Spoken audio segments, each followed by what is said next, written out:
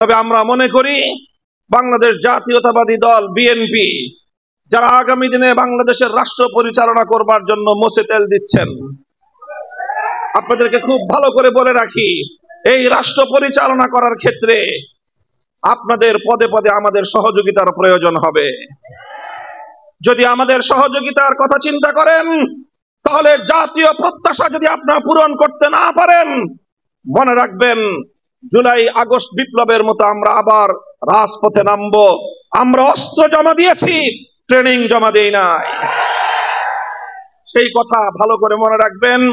এই জন্য উচ্চ কক্ষ যদি তৈরি করতে হয়, তাহলে পিআর পদ্ধতিতে, যেটা প্রকৃত অর্থবহ একটি উচ্চ কক্ষ হতে পারে, সেইভাবে যদি উচ্চ কক্ষ গঠন না করা হয়, তাহলে এই দুর্বল আর গরিব রাষ্ট্রের উপর নতুন করে আরো 100 এমপি পালন করবার, তাদের ভরণ পোষণ, তাদের বিলাসিতার ভোগ্য সামগ্রী সরবরাহ করবার এই বোঝা আমার এই দরিদ্র রাষ্ট্রের মেহনতি মানুষের ঘামে গড়া এই রাষ্ট্রের উপর আপনারা চাপিয়ে দেওয়ার কোন দুরভিসন্ধি করবেন না।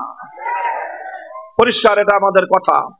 কাজে আমি বলতে চাই, সংস্কারের জায়গায় আমাদের সবচেয়ে বেশি প্রত্যাশা ছিল নির্বাচন ব্যবস্থায় এমন কোন সংস্কার হবে, যেই সংস্কারের মাধ্যমে বাংলাদেশে দীর্ঘদিন ধরে চলে আসা দুর্বৃত্তায়নের রাজনীতির পথ বন্ধ হবে, পেশি শক্তির পথ বন্ধ হবে, ভোট চুরির রাস্তা বন্ধ হবে, কালো টাকার আধিপত্য বন্ধ হবে, সন্ত্রাসবাদের আধিপত্য বন্ধ হবে এবং একটি লেভেল প্লেইং ফিল্ড তৈরি করবার মতো এই সরকার সক্ষম হবে। এমন একটি সংস্কার কার্যকর করেই তারপরে নির্বাচনের ঘোষণা আসবে, এটাই ছিল আমাদের দেশের মানুষের প্রত্যাশা। কিন্তু গত 5ই আগস্ট মাননীয় প্রধান উপদেষ্টার এই ধরনের ঘোষণা, যেখানে সংস্কার বাস্তবায়নের ন্যূনতম কোনো প্রত্যাশা নেই, সেই ধরনের ক্ষেত্রে আমরা মনে করি যে সংস্কারের যেই মহান দায়িত্ব ছিল অন্তর্বর্তীকালীন সরকারের উপর, সেই দায়িত্ব পালনে তারা সম্পূর্ণরূপে ব্যর্থ হয়েছে এবং সেই দায়িত্ব পালনে জাতীয়তাবাদী দল বিএনপির পক্ষ থেকে সবচেয়ে বেশি অসহযোগিতা করা হয়েছে। সংগ্রামী সাথী ও বন্ধুগণ, এরপরে দ্বিতীয় তাদের প্রাধান্যের বিষয় ছিল ফ্যাসিবাদী খুনিদের বিচার নিশ্চিত করা। সেখানে কিছু মামলা হয়েছে, কিন্তু সেই মামলায় আজও পর্যন্ত দৃশ্যমান কাঙ্ক্ষিত মানের কোন অগ্রগতি সাধিত হয়নি। ন্যূনতম একটি মামলায় অন্তত খুনিদের কোন রায় ঘোষণা করা হয়নি। বিপরীত দিকে যারা ফ্যাসিবাদী আমলে ওলামায়ে কেরাম সহ বাংলাদেশের নিপীড়িত বিরোধী মতের মানুষজন হাজার হাজার মামলার ঘানি টেনেছে বছরের পর বছর, সেই মামলাগুলোর বোঝা আজও পর্যন্ত আমাদের কাঁধ থেকে অন্তর্বর্তীকালীন সরকার লাঘব করতে পারেনি। কিছু মামলা প্রত্যাহারের মূল্য ঝুলিয়েছে, আজও পর্যন্ত কোন সরকারি গেজেট তৈরি করা হয়নি। গুরুত্বপূর্ণ মামলাগুলো, হত্যা মামলা, মিথ্যা হত্যা মামলা, আমার ভাইকে খুন করে আমার বিরুদ্ধে হত্যা মামলা দায়ের করা হয়েছে।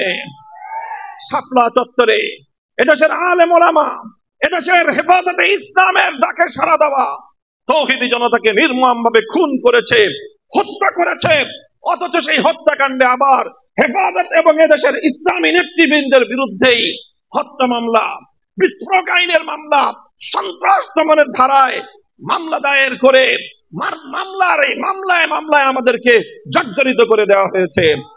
1 বছরে অন্তর্বর্তীকালীন সরকার আজও সেই হত্যা মামলাগুলো, সন্ত্রাস বিরোধী ধারায় দায়েরকৃত সেই মামলাগুলো প্রত্যাহার তো করেইনি, এখন নতুন গান শোনানো শুরু করেছে আমাদেরকে যে অন্যান্য মামলা প্রত্যাহার হবে, কিন্তু হত্যা মামলা, সন্ত্রাস বিরোধী ধারায় দায়েরকৃত মামলা এবং এই যে বিস্ফোরক ধারায় দায়েরকৃত মামলা, এগুলো নাকি ওনারা প্রত্যাহার করতে পারবেন না। এই সকল ধোঁকাবাজি, ছলচাতুরি, আইনের নামে বেআইনের শাসন, এটা আমরা ভালোভাবে নেব না। আমরা অন্তর্বর্তীকালীন সরকারকে জন্য ইতিহাসের কাঠগড়ায় দাঁড় করাবো। তারপরে হলো তাদের তৃতীয় যে প্রায়োরিটির বিষয় ছিল নির্বাচনের লেভেল প্লেইং ফিল্ড।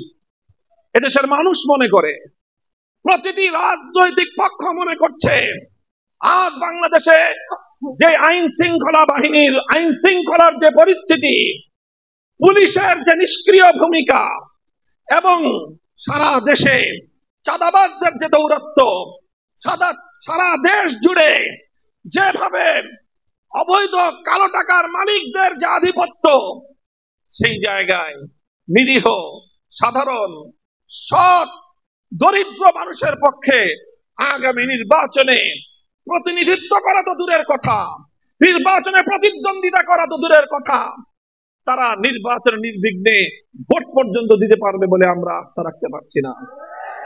অন্তর্বর্তীকালীন সরকারকে সেই পরিবেশ নিশ্চিত করতে হবে। বড় বড় রাজনৈতিক দলগুলোকে সেজন্য নিজেদের দায়িত্ব পালন করতে হবে এবং সেই পরিবেশ নিশ্চিত করতে হবে। যদি সেটা করতে ব্যর্থ হয়, অন্তর্বর্তীকালীন সরকার ইতিহাসের কাছ থেকে তার দায় এড়াতে পারবে না। সংগ্রামী